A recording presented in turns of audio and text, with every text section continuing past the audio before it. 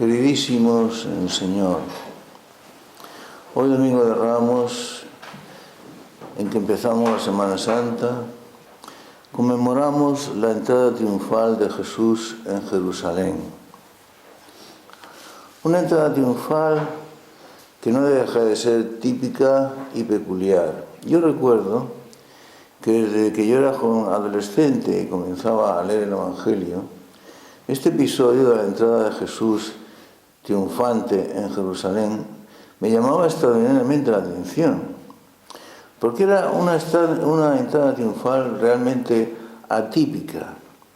No deja de ser pintoresca. Una entrada triunfal sin boato, sin cuadrigas ni caballos relucientes, sin trompetas, sin fanfarrias, sin prisioneros o esclavos delante del triunfador, proclamando su triunfo, sin esclavo a la oreja que vaya diciendo a cada momento, recuerda que eres hombre, etcétera, etcétera. No, todo lo contrario. Montado sobre un borriquillo, un asno, ni siquiera caballo. Por eso os decía que a pesar de las aclamaciones y de la gente que lo recibía con ramos de olivo o palmas y extendían sus vestiduras para que pasara el borriquillo por encima o lo que fuere, no deja de ser una entrada triunfal modesta, diríamos de bajo coste, muy peculiar, muy singular, muy específica, sobre un burro. ¿Y eso por qué? Da la impresión de que el episodio es como algo así como si Jesús nos hubiera querido gastar una broma. ¿Qué significa esta entrada triunfal de bajo coste? Como una broma. ¿Es una broma realmente? ¿O es que Jesús quería dejar bien patente, por el contrario, su divinidad?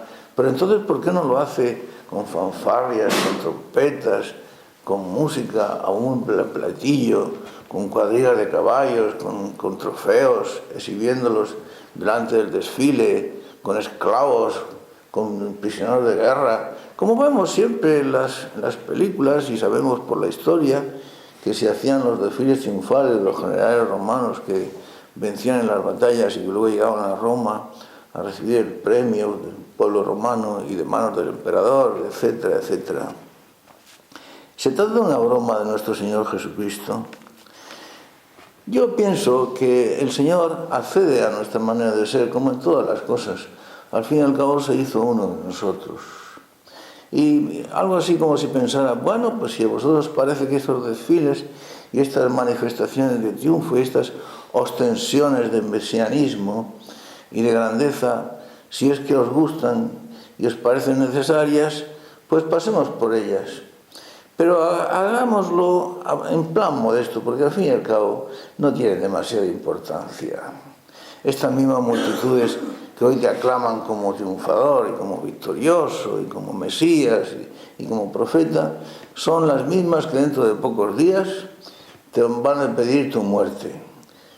Quítalo desde delante de nosotros, caiga su sangre sobre su cabeza y sobre la de nuestros hijos, etcétera, etcétera, y van a preferir a Barrabás a la figura de Jesucristo.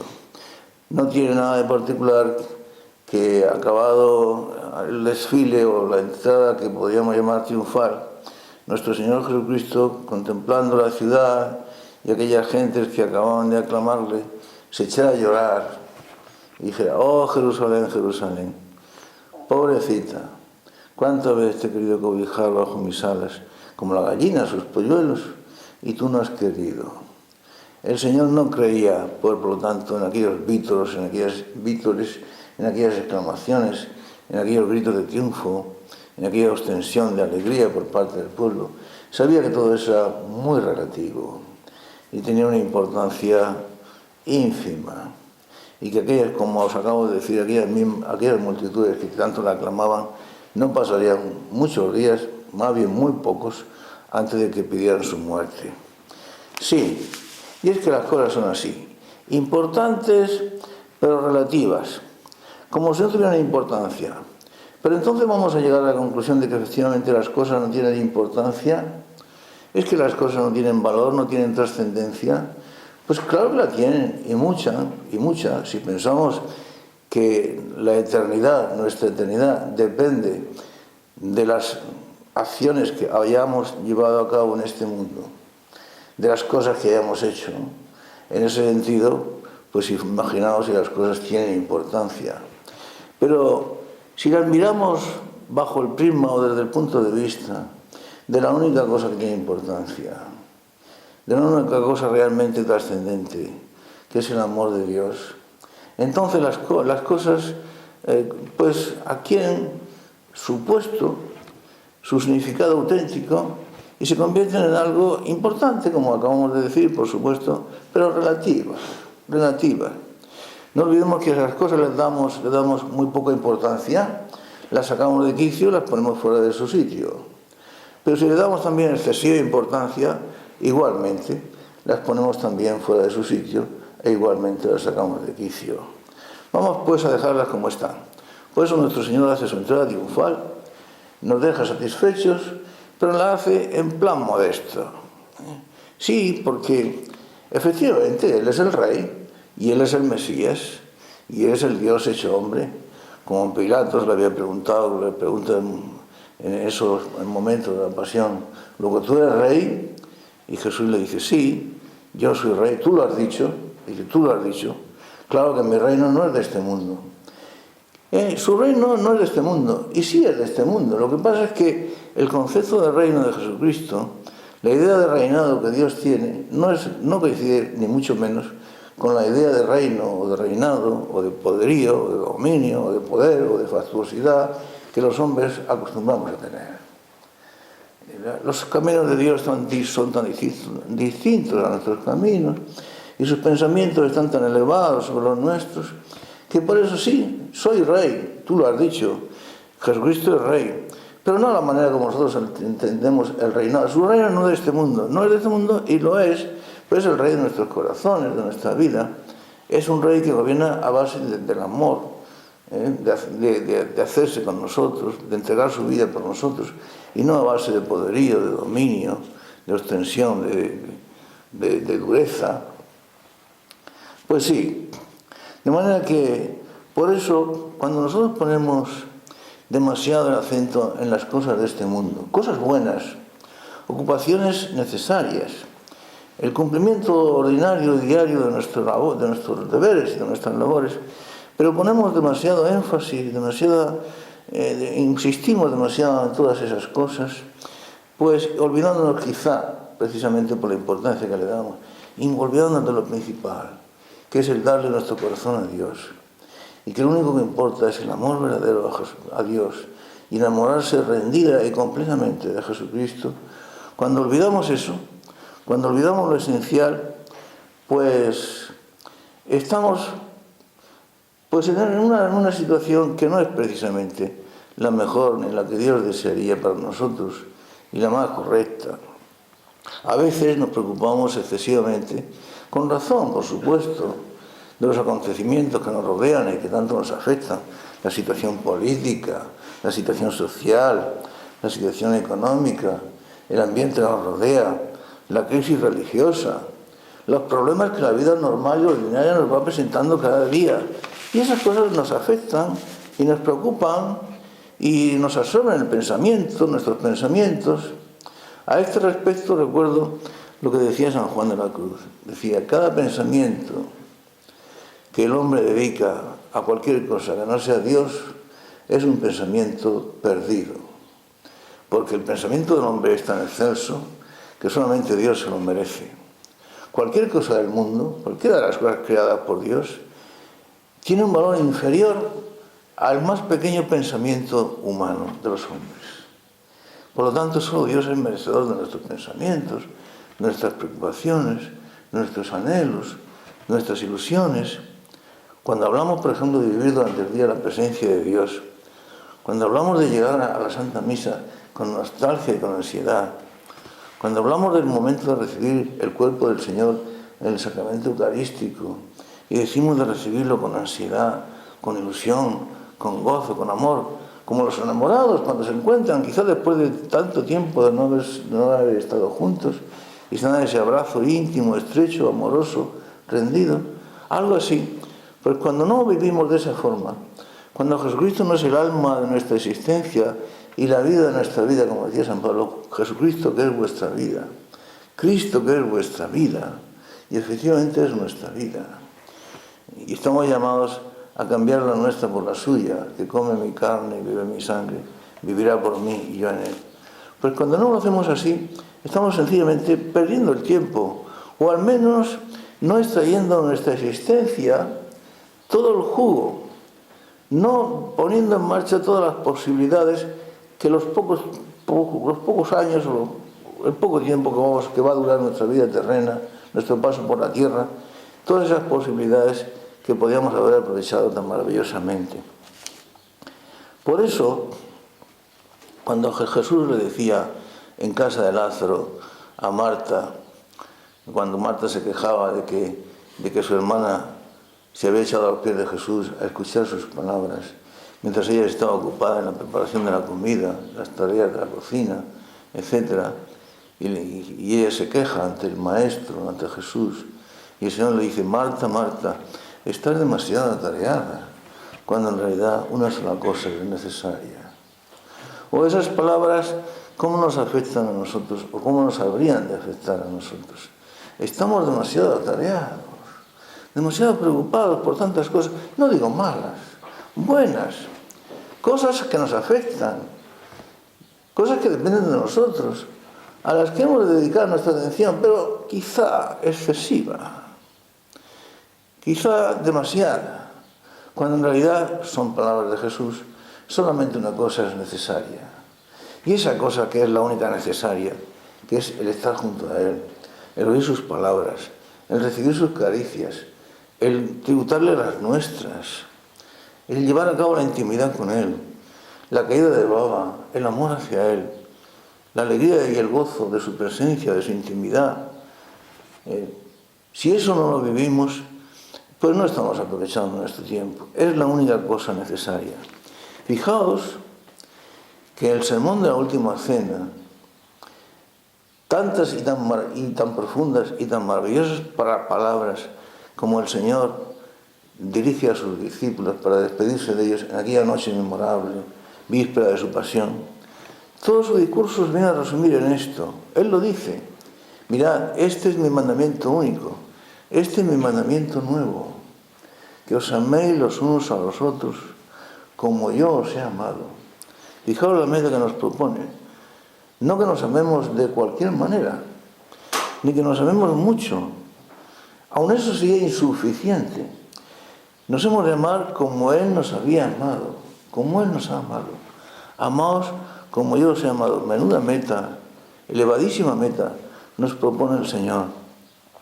Este es el mandamiento primero, el mandamiento único, el que lo resume a todos. Como sabéis, cuentan de San Juan Evangelista, el último de los apóstoles, que murió allá desterrado en la isla de Palmo, ya en su mucha ancianidad, murió de muy viejecito, sobrevivió al tormento. Ya muy ancianito, como era el único apóstol que quedaba en la tierra, los demás ya habían muerto. ¿Cuántos discípulos nuevos cristianos acudían a ver al apóstol, a este ancianito, y a escuchar sus consejos? Y el apóstol siempre decía lo mismo: hijitos, amad a Dios, amaos entre vosotros, amad a Dios, amaos entre vosotros. Y la gente le decía: pero maestro, siempre nos repite lo mismo.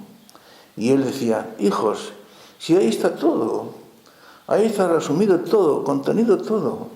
Si amáis a Dios y os amáis entre vosotros, ¿qué más habéis de hacer? ¿Qué otros mandamientos habréis de guardar? Si ahí está contenido todo.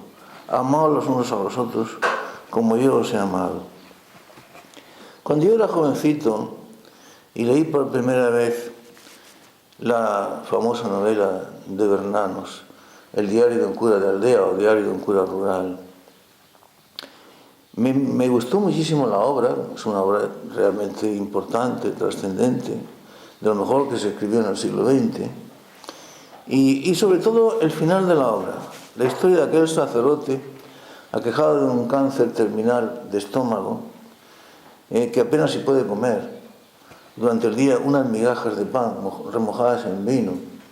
Vive solo en su casa parroquial, en un pueblecito casi abandonado, con gente, feligreses que apenas si le comprenden y apenas si le secundan ni le escuchan. Pero él vive su vida de ofrecimiento al Señor, de inmolación al Señor, porque amaba al Señor y le ilusionaba su sacerdocio, porque Dios le había llamado para eso. Y cuando ya en los últimos momentos de su vida, cuando los dolores le aquejaban más terriblemente, cáncer terminal, ya os lo he dicho, de estómago, él no sabía la enfermedad que padecía, y se decide a ir a París y a ver a un médico para que lo examine a fondo. Y el médico pues se da cuenta enseguida de la enfermedad que padece el pobre sacerdote, pero no se lo quiere decir para no atormentarlo más. Al fin y al cabo el médico comprende que le quedan pocos días o quizá pocas horas de vida, y entonces el sacerdote se marcha y luego ha de vuelve por algo que se le ha olvidado, y se encuentra el médico allí, como recordáis la escena, y el médico se siente sorprendido porque estaba inyectando alguna droga, y entonces le dice al sacerdote la verdad. El sacerdote, siempre sumiso a los deseos, a la voluntad de Dios, era un hombre que amaba a Jesucristo tremendamente, que había vivido su fidelidad al sacerdocio, a su sacerdocio, hasta lo último. Se había refugiado en la casa de un antiguo compañero de seminario, un antiguo compañero sacerdote, que había abandonado su sacerdocio y se había secularizado y vivía además junto con una mujer. Pero el pobre hombre no tenía dónde meterse. Yo recuerdo aquellos viajes que yo hacía a Madrid cuando yo era jovencito y tampoco tenía dónde meterme. Me tenía que a hospedar en un hotel, en una casa de huéspedes, de mala muerte, donde había de todo. No os quiero decir más. Y ahí yo me metí allí en una habitación, una pobre habitación, una cochambre. Pero en fin, este hombre era más pobre todavía. Y se refugia en la casa de aquel antiguo compañero, sacerdote. Y llega un momento en que se siente muy mal. Muy mal. Lo echan en la cama y el compañero, viendo que se encontraba en los últimos momentos, le dice que va a ir a la parroquia o que va a avisar a la parroquia para que vengan a administrarle los últimos sacramentos de consolación y de ayuda para los enfermos, los moribundos. Y no llegaban de la parroquia y el sacerdote está a punto de morir, el pobrecito cura rural. Y llega un momento en que el compañero se lo dice, muy lastimado. Le dice, mira, lo siento, pero no llegan de la parroquia. Y el pobre hombre, que no podía hablar, que ya no podía hablar, se encontraba en los últimos momentos de la agonía, le hace señas así, para que acuda, acerque su cabeza a su boca, porque apenas se puede pronunciar palabras. Le dice, el sacerdote moribundo le dice a su compañero, ¿y qué más da? Todo ya es gracia. Pues eso, hijos míos, todo ya es gracia. Y si nos diéramos cuenta, la gracia de Dios, del Señor, de Jesús, como el aire que respiramos, que nos envuelve, como la tierra que nos sostiene, la gracia de Dios, el ambiente de Jesús, su persona, su aura y su aire nos rodean, nos envuelven, nos impregnan. Viviríamos tan felices viviendo la presencia del Señor. Los acontecimientos de la vida, que tanto nos afectan, los sufrimientos, las penas, las enfermedades, el peligro de la muerte o la presencia de la muerte, los fracasos, las incomprensiones de los demás hombres y tantas cosas, o los triunfos y alegrías, que siempre son también efímeros, pasajeros y relativos, siempre encontraríamos en esas cosas algo de importancia relativa y que no abrumaría nuestra existencia. En cambio, la presencia del Señor, el contacto del Señor, el amor al Señor, el sentir que lo amábamos y el sentir que Él nos ama, el oírle a Él llamarnos de tú y en nosotros poder llamarle a Él de la misma manera, poder entablar con Él esa conversación amorosa a través de la fe, por supuesto, pero conversación amorosa e íntima, nuestra vida sería tan distinta y tan misericordia y tan bonita. Sí, a veces entendemos que la caridad se concreta en obras de misericordia. Y efectivamente, las obras de misericordia son una obra de caridad. Visitar a los enfermos, o visitar a los encarcelados, o dar de comer a los hambrientos, o dar de beber a los sedientos, o vestir al desnudo, y tantas cosas. Y cuando pensamos en el juicio final, y escuchamos aquellas palabras del Señor: venid benditos de mi Padre, porque tuve hambre y me disteis de comer, y tuve sed y me disteis de beber, estuve enfermo y me fuisteis a visitar, etcétera, etcétera. Casi llegamos a la conclusión de que el amor consiste en esas cosas, en llevar a cabo obras de misericordia. Y así es, efectivamente. Las obras de misericordia pues son una manifestación del amor. No son exactamente el amor, sino una forma de manifestarse, de concretarse, de realizarse, de llevarse a cabo el amor. Pero el amor es algo más que eso. El amor es algo que, como una droga fortísima, nos sacaría de nosotros mismos, nos sacaría de quicios, nos volvería locos, nos haría entregarnos con ilusión y con gusto a la persona amada, nos conduciría a entregar nuestra vida por los demás y hacerlo amorosamente, con gusto, con ilusión, porque habíamos renunciado a nuestra propia vida y habíamos comprendido que la de los demás era más importante que la nuestra, y además nos sentíamos felices con ser los últimos, y con ser los más pequeñitos y los más olvidados y los menos considerados, etc. Sería todo tan bonito. Las obras de misericordia son obras del amor, pero no son el amor. El amor es mucho más. El amor nos lleva a cosas increíbles. Lo primero que habríamos de hacer es preguntarnos: pero bueno, nosotros hasta este momento, a lo largo de nuestra vida, hemos amado, y hemos amado de verdad. Somos conscientes de que hemos sido creados para amar y para ser amados. Fuimos creados por el amor sustancial, por el amor infinito. Y fuimos creados para participar de ese amor infinito. Y por lo tanto a vivirlo y a realizarlo con Él. A amar, a ser amados, a Él en primer lugar. Y luego hacerlo extensivo a nuestros hermanos, a todos los hombres. Pero hemos amado de verdad. Porque amar de verdad es sentirse enamorado, es sentirse fuera de sí, es sentirse ilusionado, es no pensar en otra cosa, es sentir la ilusión que da calor, aliento, ánimo, entusiasmo a nuestra propia vida, a nuestra existencia. Somos capaces, por ejemplo, de perdonar de corazón a aquellos que nos han hecho mal. Porque sí lo podemos repetir muchas veces a lo largo del día en el Padre Nuestro, incluso perdona nuestras ofensas como nosotros perdonamos a los que nos ofenden, pero ¿de verdad lo hacemos de corazón? ¿De verdad que dejamos de guardar rencor? Ni poco ni mucho aquellos que nos han hecho mal, o que no nos comprenden, o que nos han insultado, o que nos han perseguido, o que en definitiva de alguna manera nos han hecho daño. Los hemos perdonado de corazón.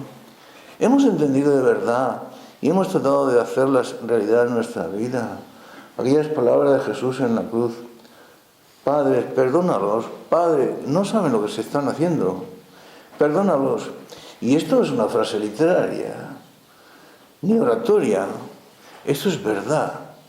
Es una frase que sale de lo más hondo, del mar maravilloso del corazón que ha habido en el mundo, el corazón humano que ha habido en la tierra, el corazón del Señor.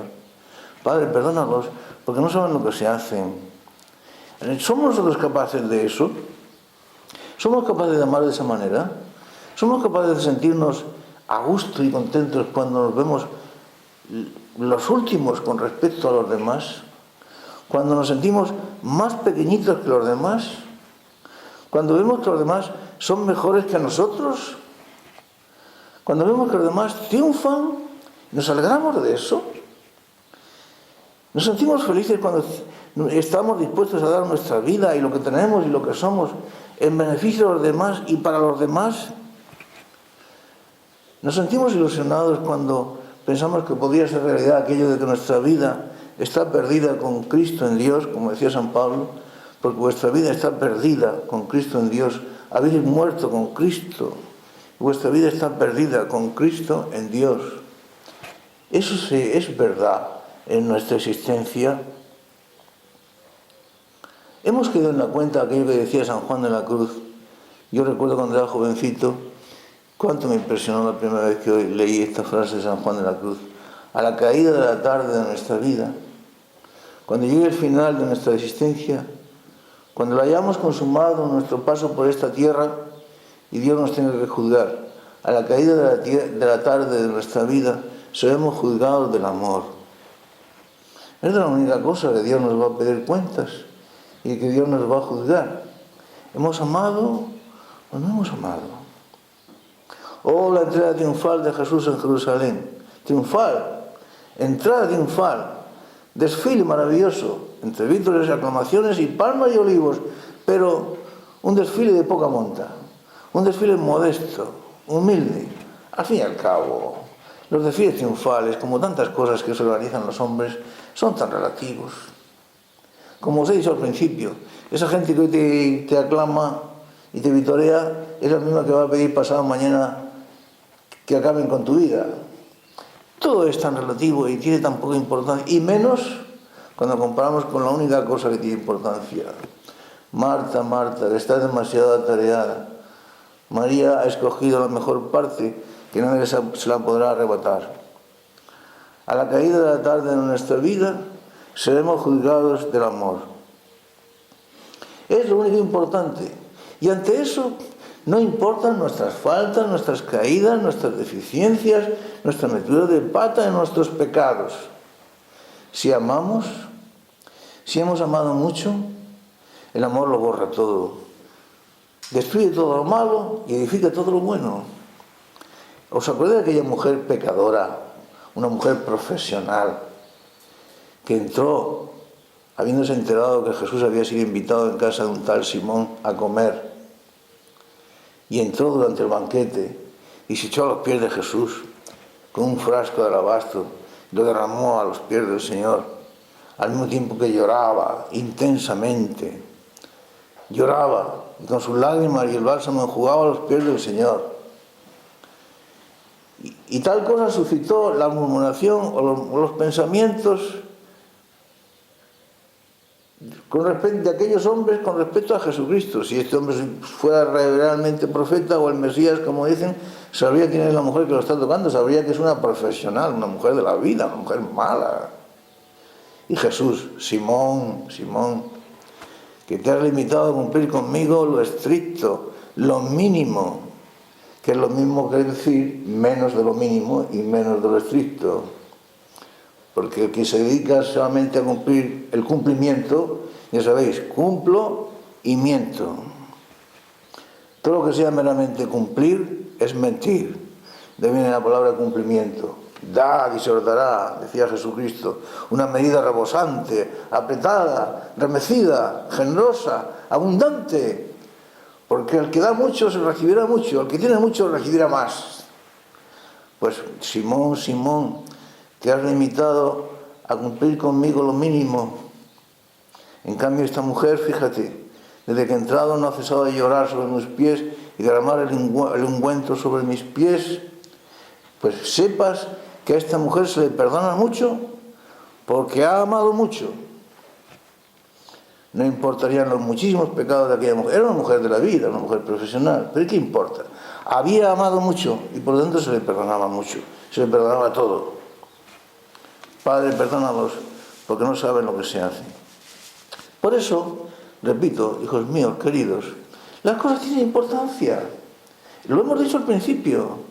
Si de las cosas que hacemos y realizamos y llevamos a cabo va a depender nuestra vida eterna, entonces las cosas tienen importancia. Pero si nos olvidamos de lo principal, de lo esencial, de lo fundamental y de lo primero, entonces las cosas adquieren un valor puramente relativo y secundario. Acordaos de lo que decía a propósito de esta relatividad y de no darle demasiado énfasis a las cosas que no se lo merecen tanto. Lo que decía el apóstol San Pablo a los cristianos en la primera carta a los Corintios. Decía así el apóstol: hermanos, esto es lo que os digo, que el tiempo es corto. Por lo tanto, en lo que queda, los que tienen mujer, que vivan como si no la tuviesen. Y los que lloran, como si no llorasen. Y los que se alegran, como si no se alegrasen, y los que compran como si no poseyesen, y los que disfrutan de este mundo como si no disfrutasen, porque pasa la figura de este mundo, que a transit figura huyes mundi, porque la figura de este mundo pasa, la configuración de este mundo pasa, esto acabará, cesará. Los que tienen mujer, o los que lloran, o los que ríen, o los que compran, o los que lo pasan bien, o los que lo pasan mal, ven, pero tranquilos. En definitiva, como si no pasara nada. Que atrás y figura huye su mundo. ¿Por qué pasa la figura de este mundo? Darle importancia a lo que realmente tiene importancia. Hijos míos muy queridos, os lo dice un viejecito, que durante toda su vida ha tenido muchos deseos de ser sincero y amar al Señor. He tenido también tantos, muchos y tan enormes pecados, porque sí, soy y sigo siendo un pobre pecador, pero con todo os lo digo, con todo mi amor, con todo mi corazón y con toda sinceridad. Lo realmente importante, aquello que realmente va a dar sentido a vuestra vida, aquello que realmente os va a poner en camino de hacer felices a muchísimos más, de dar un fruto abundante, de dejar tras de vosotros un rastro luminoso, abundantísimo, de gente que os estará agradecida y os bendecirá por toda la eternidad. El gran secreto para que eso sea posible y sea verdad es el de que estéis enamorados de Jesucristo, el de que seáis conscientes de que habéis sido creados por el amor, para amar y por lo tanto para entregaros por completo y olvidaros de vosotros mismos, para dar por entero vuestro corazón, para mantenerlo limpio y puro. El amor que lo da todo sin condiciones, porque nada espera, porque todo lo entrega, todo lo cree, no sospecha, no piensa mal de nadie, siempre es feliz. Este es el gran secreto de vuestra existencia. Amad a Jesucristo y amadlo con todas vuestras fuerzas. Y luego que os pase lo que sea, cosas buenas, cosas malas, realmente son buenas, realmente son malas. Si amáis a Jesucristo, fijaos esta mujer, tanto que le ha pecado. Pues mira, fíjate, se le ha perdonado mucho porque ha amado mucho. Y tú, Simón, le dice al que lo había invitado a comer, le dice Jesús, te has limitado a cumplir, y estrechamente, como es siempre el cumplimiento, cumplo y miento. Aquel que no se decide a darlo todo, sin condiciones, sin mengua, sin medida, aquel acaba no dando nada. Porque al que tiene mucho se dará y abundará más, y en cambio al que tiene poco, aun lo poco que tiene, decía Jesús, le será quitado. Por eso vosotros ahora sois jóvenes y pensáis con ilusión y con dinamismo en la vida que os espera, que os aguarda por delante, una vida que no va a ser de cualquier cosa menos fácil. Pero eso es maravilloso, porque esa es la promesa de una vida de aventura, de riesgo, de dinamismo, de actividad, de emoción. Y al principio de vuestra vida, pues comenzaréis con ese dinamismo, con esa ilusión, con esa fuerza, con esa energía, como me pasó a mí cuando era joven. Luego iréis viendo que a lo largo de vuestra vida pasan muchas cosas. Quizá el fruto que recogéis no es el que vosotros habéis esperado, o al menos de la forma y manera como vosotros lo habíais imaginado. Incluso puede ocurrir que penséis que no estáis recogiendo ningún fruto. Pero no importa. No importa si vuestra vida la estáis dando, la estáis entregando y seguís enamorados de Jesucristo. Que por eso decía el poemita, aquel tan bonito, decía, desde las altas cimas, de elevadas montañas y hondas cimas, va el río descendiendo en rumorosos saltos, repitiendo la canción de sus aguas cristalinas. Un río que nace en las altas montañas y de momento y al principio sus aguas son rápidas, rumorosas, ruidosas, cristalinas, alegres. Parece como si fueran a conquistar la tierra. Luego van descendiendo hasta la llanura. La vida se va haciendo realidad, se va haciendo más punzante. Va el río descendiendo en rumorosos saltos, repitiendo la canción de sus aguas cristalinas, en paso más ligero entre colinas, entre colinas, mientras está arriba en la montaña, el río va deprisa, rumoroso, riente, clamoroso, alegre, puro, feliz. Pues siente de la tierra la presura de llegar con presteza a la llanura. Mas viendo que a su canto nadie responde, entristecido tanto, a lo mejor la vida no se nos presenta como nosotros lo habíamos imaginado. A lo mejor los sufrimientos, los fracasos son más numerosos de los que habíamos pensado. A lo mejor el fruto con el que habíamos soñado parece que no se presenta. Sí se presenta, porque yo os he puesto para que vayáis y para que deis fruto y para que vuestro fruto permanezca. Ya lo creo que sí. Mas viendo que a su canto nadie responde, entristecido tanto, en curso más sinuoso, más cansado, más triste y perezoso, el mar sigue buscando. En curso más cansado, más sinuoso, más triste y perezoso. Llega un momento en que el cansancio se va haciendo más intenso. Las fuerzas parece que se van consumiendo. Al fin y al cabo, para eso está destinada la vida humana, para consumirse y exprimirse como el jugo de un limón, para darse por completo, para poder decir como el San Pablo en los últimos momentos, en los últimos años, momentos de su existencia: he luchado un buen combate, he guardado la fe, ahora me va a ser dada la corona de la justicia. Ojalá que llegarais vosotros, hijos míos, al final de vuestra vida cansados, derrotados, abatidos, exhaustos, porque lo habéis dado todo. Os habéis consumido en todo. Os habéis olvidado por entero de vosotros mismos para daros por completo a los demás. ¿Qué importa el fruto? ¿Lo veréis o no lo veréis? El fruto estará, el fruto aparecerá, el fruto surgirá. Quizá no lo veáis, quizá no sea de la forma y manera o en la abundancia que vosotros habéis imaginado. Siempre será mejor y más abundante de lo que habíais supuesto, porque los planes y los pensamientos de Dios son superiores a los planes y pensamientos nuestros.